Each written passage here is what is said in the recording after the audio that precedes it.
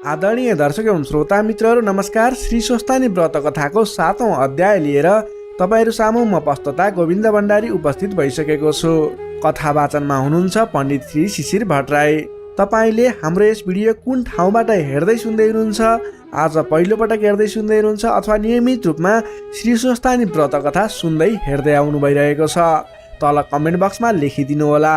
तपाईले हाम्रो यस भिडियो हेरिरहँदा भिडियोलाई एक लाइक अवश्य गरिदिनु होला। आफ्नो साथीभाइ इष्टमित्रहरूमा सेयर गरिदिनु होला। तपाईले हाम्रो यस डिजिटिभी ज्योतिष च्यानललाई सब्स्क्राइब गर्नुभएको छैन भने तल रहेको रातो सब्स्क्राइब बटनमा क्लिक गरेर सब्स्क्राइब गरिदिनु होला। हामीले नियमित रूपमा तपाईहरूलाई श्री स्वस्तानी व्रत कथा श्रवण गराउँदै आइरहेका छौँ। तपाईले हाम्रो प्रस्तुति हेरिसकेपछि प्रस्तुति कस्तो लाग्छ, कमी कमजोरीहरू अनुलाई दिनुभयो भने, भोलिका दिनमा आउने कार्यक्रमहरूको बारेमा सल्लाह सुझाव दिनुभयो भने भोलि तपाईलाई अनुकूल हुने कार्यक्रमहरू लिएर आउनेछौँ। यही अनुरोध गर्न चाहे। यही अनुरोध सँगसँगै अब लाग्दैछौँ श्री स्वस्तानी व्रत कथातर्फ।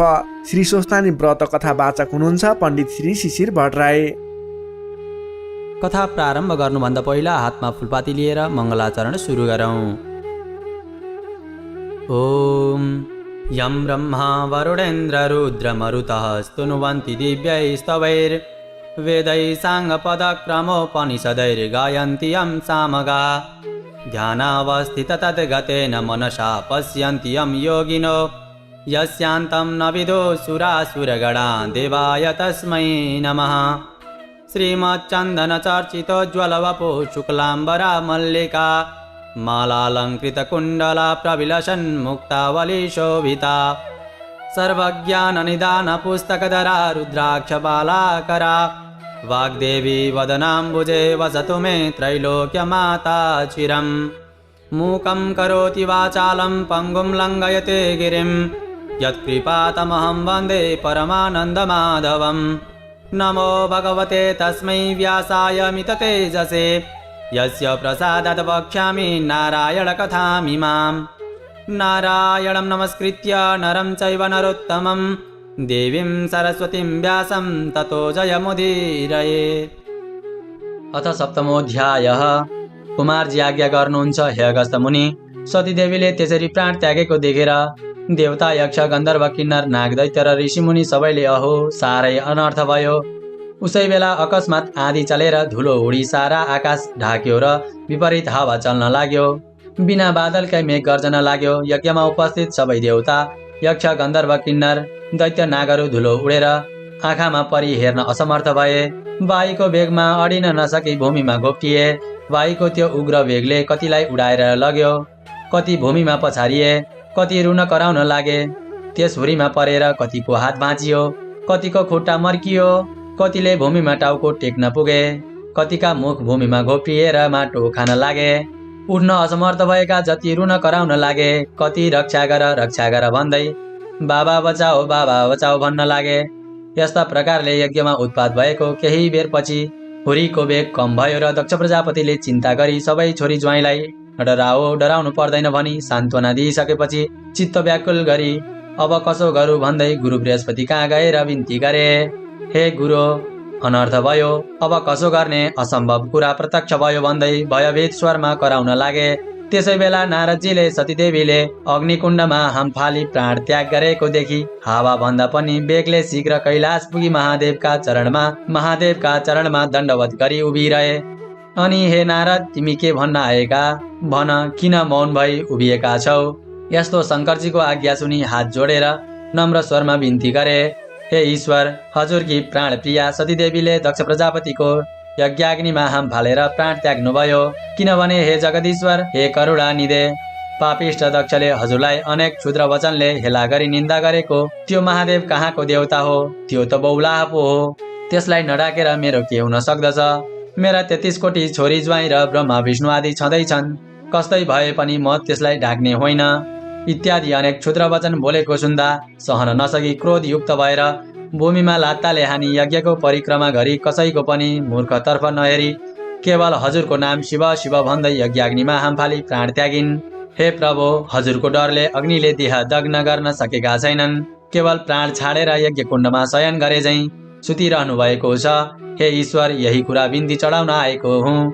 हे चन्द्रमौले, अनर्थ भयो, अब के गर्ने? यति भनी नारदजी उभिरहे। नारद मुनिका कुरा सुनेर महादेवले आज्ञा भयो, हे मुने, तिमीले भनेको कुरा निश्चय सत्य हो कि होइन? शिवको यस्तो वचन सुनि नारदले भने, हे जगदीश्वर, हजुरका सामु मिथ्या बोल्ने साहस अथवा शक्ति ममा छैन। ध्यान दृष्टिले हेर्नु भए सत्यासत्य ज्ञात हुनेछ। नारदजीका सत्य वचन सुनि ध्यान दृष्टिले विचार गरी हेर्नुभयो। अन्त्य क्रोधले तिनै नेत्रबाट अग्निका ज्वाला निकाली दारा किटी पाखुरा निमोर्दै नारदजीको सामुने नै भन्नुभयो, हे मुने, 33 कोटी देवताले रक्षा गरिएको पापिष्ट दक्षको विनाश नगरी छाड्ने छैन। अब तिमी आफ्नो आश्रममा जाऊ। बिदा दिनुभयो र नारदजी श्री महादेवलाई दण्डवत प्रणाम गरेर आफ्नो धाममा गए। नारदजी गएपछि शिवजीले सतीदेवीलाई सम्झेर रिसले तिनै नेत्रबाट अग्निका जस्तै ज्वाला निकाली शिखाबाट एउटा जटा झिकेर भूमिमा पछारे। त्यसपछि त्यसबाट मेघ गर्जे जस्तै चर्को शब्द गरी भयंकर 64 योगिनी र भूत प्रेत पिशाच प्रथमगढले सहित भएर महाकाली उत्पन्न भइन्। कस्ती महाकाली भने डरलाग्दो अनुहार भएकी, लामा लामा दारा निस्केकी, आकाश जस्तै पेट भएकी, बाघको छाला कम्मरमा बेहेरेकी, झाँक्रो फिजेकी, हातमा भयंकर खड्ग लिएकी, कहिले हाँस्ने कहिले लामो जिब्रो निकाल्ने यस्ती महाकाली शिवजीको सामुन्य उभि के कामले मेरो आराधना गर्नुभयो भनी बिन्ती गरिन्। अनि महादेवले अघि झैं अर्को जटा झिकेर भूमिमा पछारे। त्यसबाट पृथ्वी कम्पायमान पर्दै क्रोधित सिंह जसरी गर्जन्छ त्यसै ध्वनि निकाल्दै 1000 सूर्य जस्तै तेज भएका, सम्पूर्ण शरीरमा खरानी गाँसेका, मुण्डमाला लगाएका, दायाँ हातमा त्रिशूल लिएका र बायाँ हातले डमरू बजाउने यस्ता भीषण मूर्ति भएका वीरभद्रले महादेवका अगाडि उभिएर बिन्ती गरे, हे शम्भो, हामीहरूलाई किन आराधना गर्नुभयो? तिनीहरूको यस्तो प्रार्थना सुनेर महादेवले आज्ञा गर्नुभयो, हे वीरभद्र, हे महाकाली, तिमीहरूलाई पापिष्ट दक्ष प्रजापतिको यज्ञ विध्वंस पारी उसको पनि संहार गरी दक्षका संरक्षक देवताहरूको पनि संहार गरेर आओ भनी डाकेको हुँ। अब तिमीहरू नन्दिनी भृङ्गी 64 योगिनी भूत प्रेत पिशाच समेत भई दक्षको यज्ञ विध्वंस गर्न तत्काल जाओ। श्री महादेवको यस्तो आज्ञा सुनि नन्दी भृङ्गी भूत प्रेत योगिनी र पिशाच सहित भई मेघ गर्जे झैं सिंहनाद गरी पृथ्वी डोलायमान पारी साक्षात यमराज नै प्राणीको नाश गर्न हिँडे झैं क्रोधित भएर विश्वको आज्ञा शिरोपर गरी कैलाश पर्वतबाट हिँडे। तिनीहरूको चालामाला देखेर पृथ्वीलाई भार थाम्न कठिन पर्यो र थरथर कापिन्। 7 समुद्र छल्किए, समस्त जीव त्राही त्राही भए। दक्षको यज्ञमा पनि अनेक किसिमका उत्पात हुन लागे। आकाशमा काग र गिद्ध मण्डलाकार गरी लड्दै कराउन थाले। स्यालहरू आँखा र मुखबाट आगोको ज्वाला निकाल्दै कराउन र दगुर्न थाले। रगतको वृष्टि भयो, विपरीत वायु चल्न लाग्यो। यस्तो उत्पात हुन लागेको देखेर यज्ञ मण्डपमा बसेका सबै हाहाकार गर्दै यताउता भाग्न लागे। स्त्री बालक बुढाहरू भाग्न नसकी भूमिमा घोप्टिएर रुन कराउन लागे। कोही अझ के हुने हो भनेर डराई त्राही त्राही हुन लागे।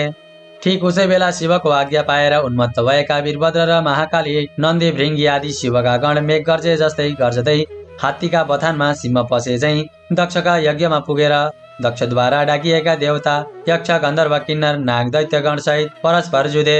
त्यो देखेर दक्षका कन्याहरू देवकन्या, नागकन्या, ब्राह्मण, ऋषिमुनि आदि सबै त्राही त्राही नारायण भन्दै रोही कराई 10 दिशातिर भाग्न लागे।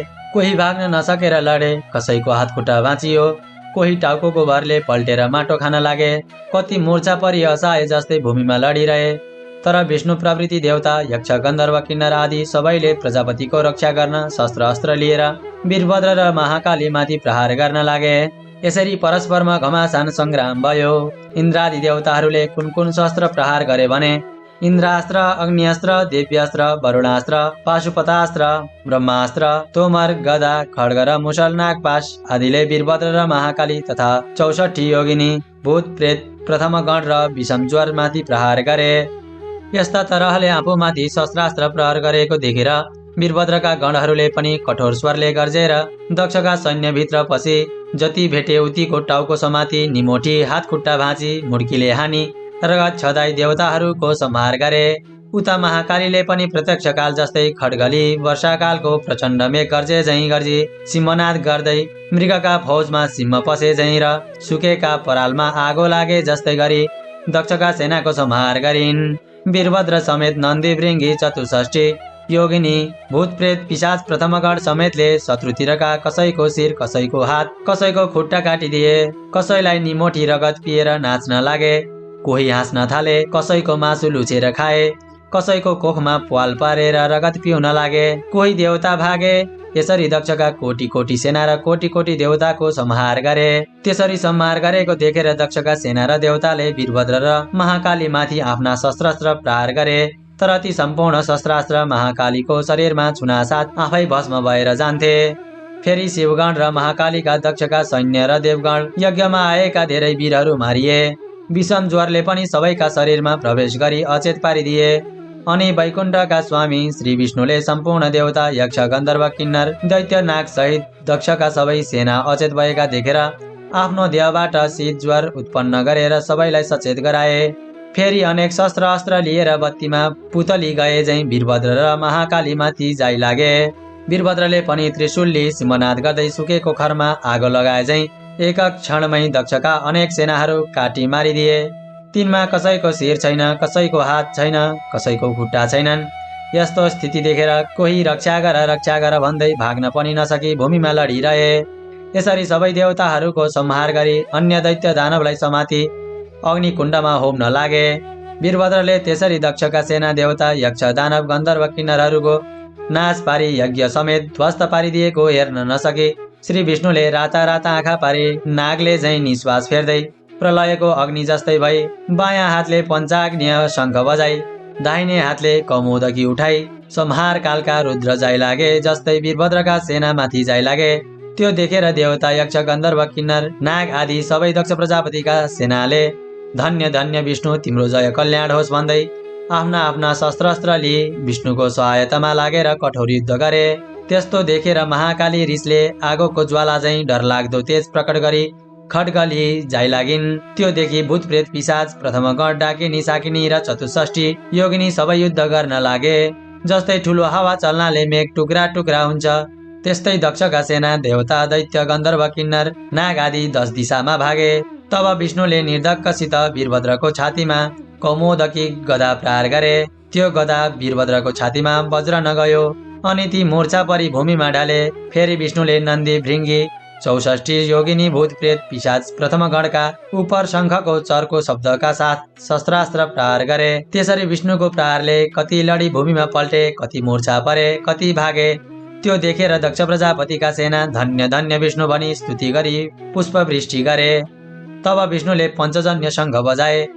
मूर्छा भइरहेका वीरभद्र महाकालीका कानमा देवता यक्ष गन्धर्व किन्नर र दक्षको शङ्कुलभ ध्वनि र धन्य धन्य विष्णु भनी स्तुति गरेको शब्द पर्यो र चेतना फर्क्यो। आफ्ना सैन्य कोही भूमिमा ढलेका, कोही भाग्न लागेका र कोही के कसो गरौँ भनी अन्योलमा परेका देखि अत्यन्त क्रोधित भई काल सदृश त्रिशूलले विष्णुलाई लक्ष्य गरी वेगले प्रहार गरे। त्यो त्रिशूल विष्णुका छातीमा लाग्यो।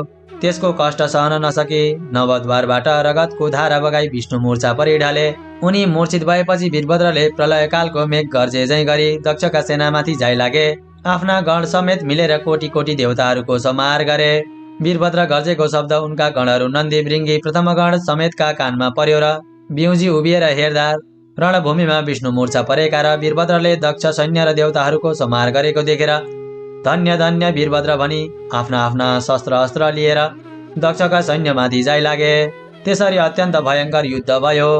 कस्तो युद्ध भने हे मुने, महाकाली र वीरभद्र तथा उनका सेना समेत जाइ लागे। अनि कसैको टोपी समातेर पछाडि खड्गले हानी मारे, कसैलाई मुड्कीले नै मारे। 64 योगिनीले पनि कतिलाई निमोठेर मारे, कसैको काखीमा प्वाल पारेर रगत पी मारे, कसैलाई पक्री अग्निकुण्डमा होमिदिए। यस्ता प्रकारले देवता यक्ष गन्धर्व दैत्य किन्नरको नाश गरेर वीरभद्रका सैन्यले जय जय भनी कराएको शब्द मूर्छा परेका विष्णुको कानमा पर्यो।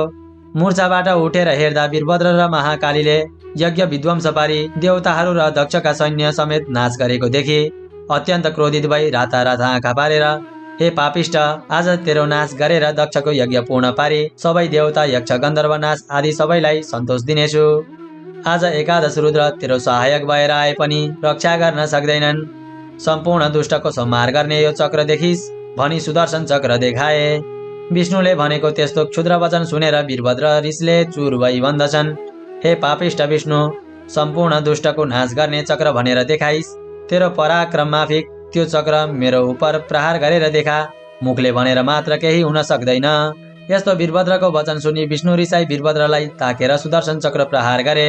त्यो चक्र अनेक सूर्यको जस्तो तेज र प्रलयकालको मेघ गर्जे झैँ गर्जना गर्दै काल रुद्र नाच गर्न गए झैँ गयो। त्यस्ता प्रकारले आएको त्यो चक्रलाई देखि नन्दी भृङ्गी भूत प्रेत 64 योगिनी प्रथमगण आदि शिवगण त्राई वीरभद्र महाकाली भनी उनका नजिक पुगे। जस्तो समुद्र मन्थनमा कालकोट विष निस्केर सबैलाई भस्म पार्न खोज्दा त्यो विष शिवले पान गर्नुभएको थियो, त्यस्तै त्यो चक्र आएको देखेर वीरभद्रले मुख बाँधिदिएकोले वीरभद्रको मुखमा पसेर उनले निल्न तयार भएको देखि विष्णुले चाँडो गरी वीरभद्रका मुखबाट सुदर्शन चक्र झिके। त्यहाँबाट अन्तर्ध्यान भई वैकुण्ठ जाँदा भए। ओम इति श्री स्कन्द पुराणे केदारखण्डे माघमात्म्ये कुमारागस्त्य संवादे श्री स्वस्तानि परमेश्वर व्रतकथायां दक्षसेना वधो नाम सप्तमोऽध्यायः। हरि हरि। उपनयतु मङ्गलं वः सकल जगन् मङ्गलालय श्रीमान् दिनकर किरण निबोधित नवनलिन दल निवेक्षण कृष्ण। काले वर्षतु पर्जन्य पृथिवी शस्यशालिनी देशोऽयं क्षोभरहितो ब्राह्मणा सन्तु निर्भया।